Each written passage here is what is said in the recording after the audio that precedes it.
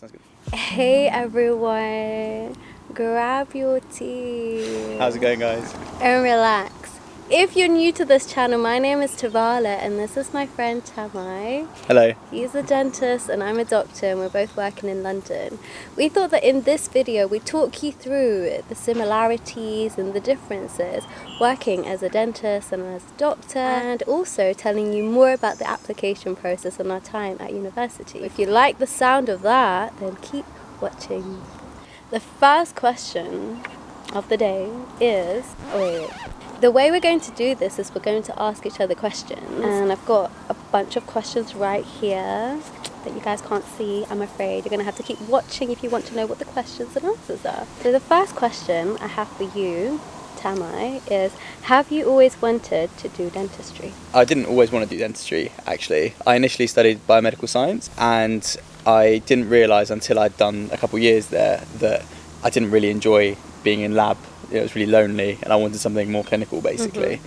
So in my final year I applied for dentistry, and unfortunately I didn't get in my first time. So I then spent the rest of the year basically working and just trying to beef up my application, and then I eventually got into it, and yeah, just started enjoying dentistry more and more, and I'm happy now. It's really nice that despite you not getting in first time round, you actually stopped to reflect on why your application may not have gone so well first time round, and then you changed the way that you applied and built up your application for the next cycle. It's the only way you can do it, otherwise you're going to be disappointed constantly. And have you always wanted to do medicine? I actually haven't. Medicine wasn't for me a lifelong dream or anything like that. In fact, I was pretty keen on going into the creative and media industry. Right. Even for my GCSEs, I picked a whole diploma, which was a whole day a week of doing textiles, art, drama and media. I thought I could maybe become a makeup artist or a hairstylist. When it was time to pick our A-levels, I spoke to my graphics teacher and I said to him, you know what, I'm good at sciences and maths, but I also really love the creative subjects. And he said to me, your talent will never leave you, whereas if you don't pursue your academics now, then you might not get the opportunity to do that later on. He encouraged me to pick more academic subjects, which I did do for A-levels. Just throughout medical school, I've been keeping up with my creative interests. Yeah, here we are. absolutely. I didn't know that. That's quite cool. What was his name? Mr. Seki. Go on, Mr. Seki. I did quite a few work experience placements in the lab, in the hospital setting, and also in GP to see if I wanted to go into sciences or something like medicine, where you have more of a human touch, where you're communicating with patients and working with people day in, day out. And I just felt like I could see myself in the role of a doctor rather than the other subjects. Like you said, you always have that talent, so you can just go into design if you feel like medicine was a mistake. Awkward for the subscribers there, I guess. You guys can subscribe and like this video in order to support that. Yeah, definitely. Question 2. I got that. Yeah. Question 2. Did you get into medicine first time?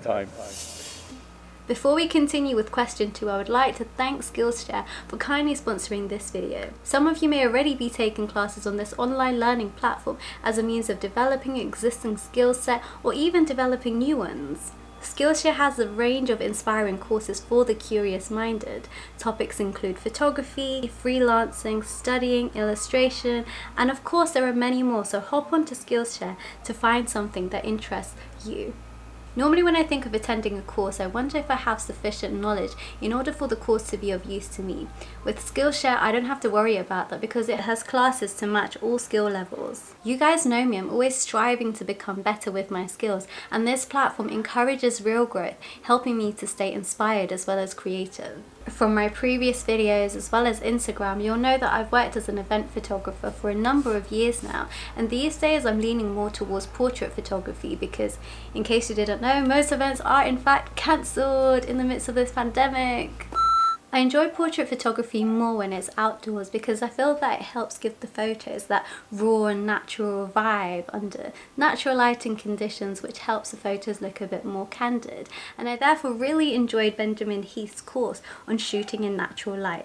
The first 1,000 people to use the link in the description below will get a free trial of Skillshare Premium, a place to unlock your creativity. Question 2. Did you get into medicine first time?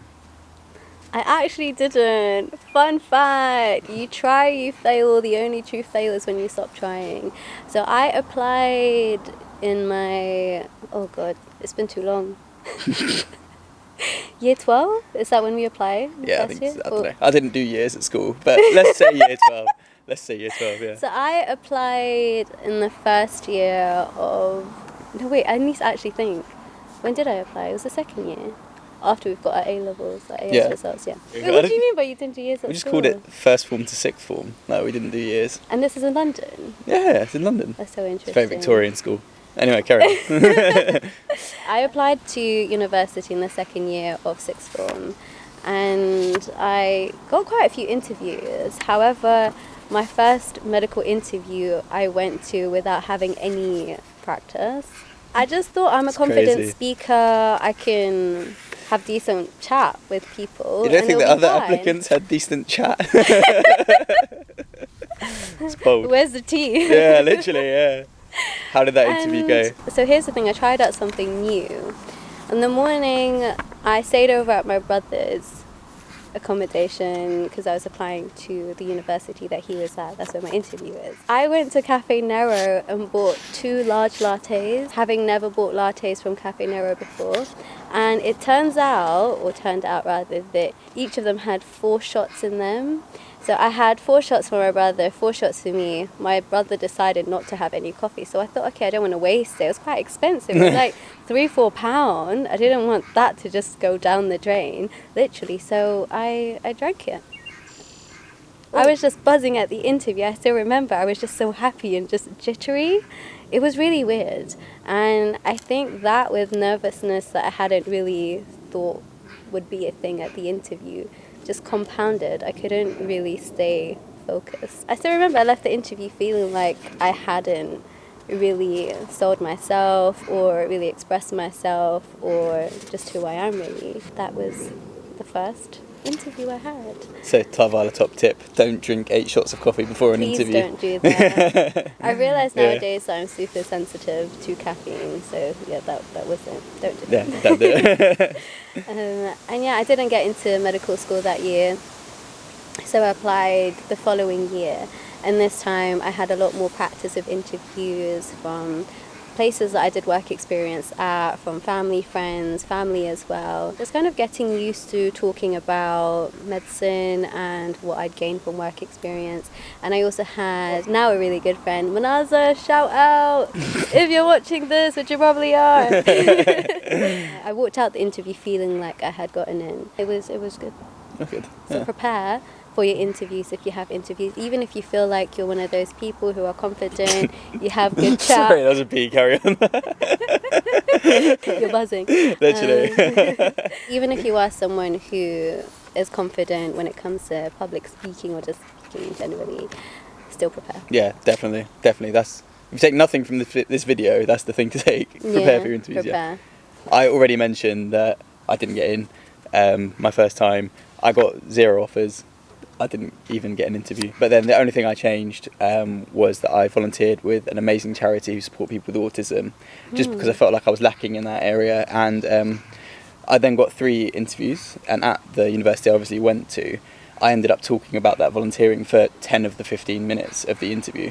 So they could clearly see that I got so much out of it, and I absolutely loved it. And ultimately I think that's what got me the place. Yeah. So yeah, I would definitely say just when you're trying to apply, just try and engage with as much as you can, learn as much as you can, and people can really tell that. And you continue to volunteer at the organisation. Yeah, I still go. Years into uni. Yeah, I mean, it's been 5 years now, and like I don't do anywhere near as much as I'd like, but I'd always make a point of going back at least once a year, definitely. It's nice that you had that genuine passion to volunteer. Question 3? Question 3, yeah. It's not on here.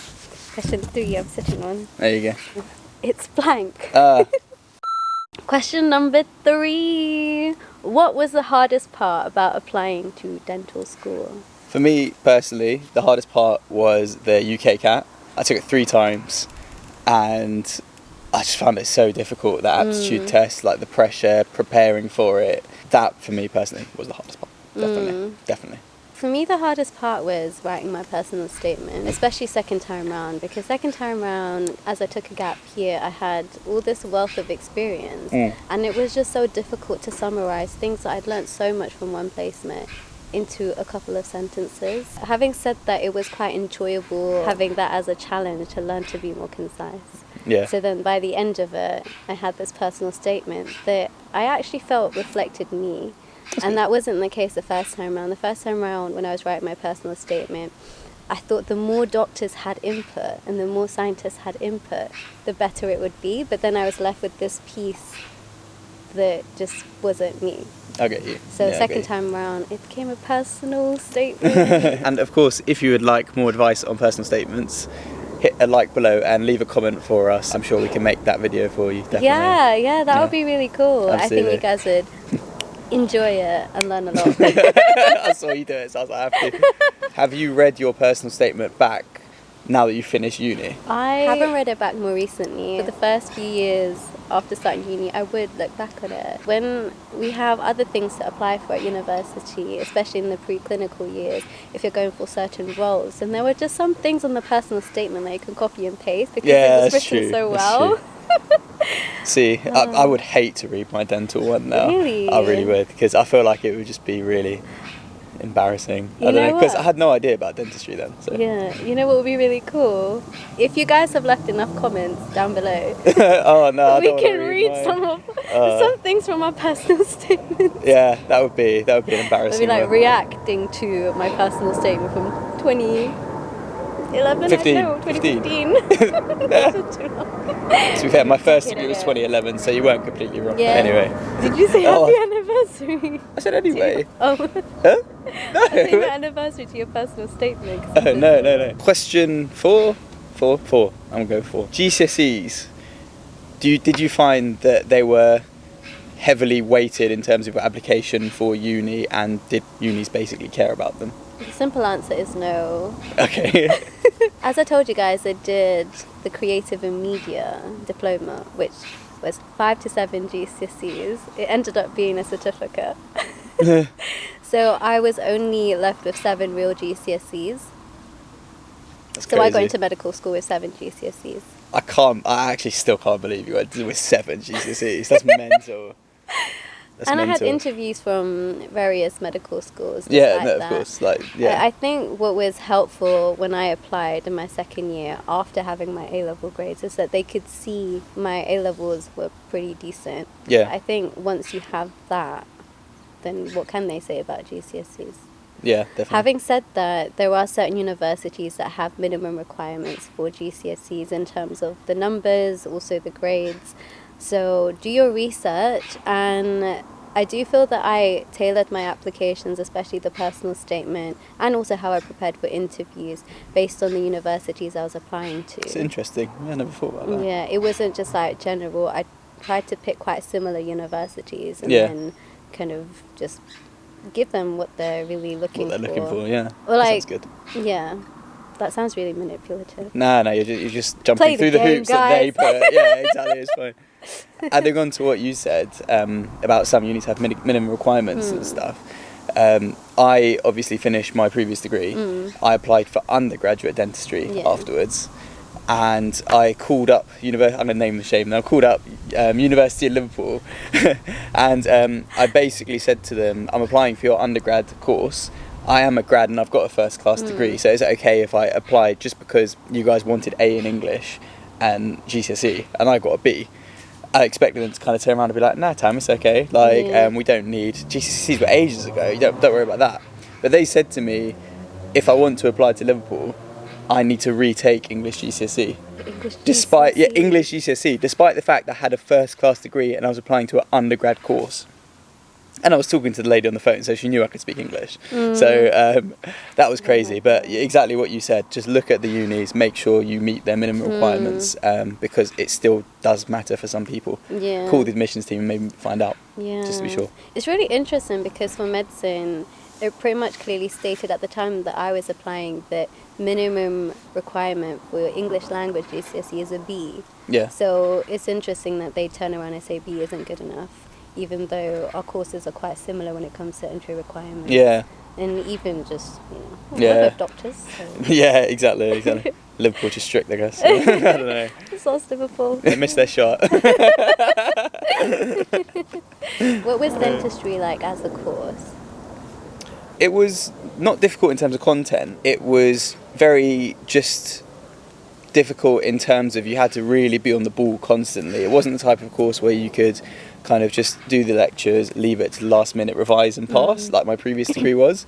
You had to, obviously you were seeing patients throughout, so you had to really be on the ball in terms of your knowledge every day essentially. So I would say because of that it was quite difficult. The content itself I don't think was hard, but it was just hard because it was a marathon and it was constant. You had to book in your own patients, things like that. But I did absolutely love the course, to be fair. How have you found medicine as a course now that you finished? Medicine.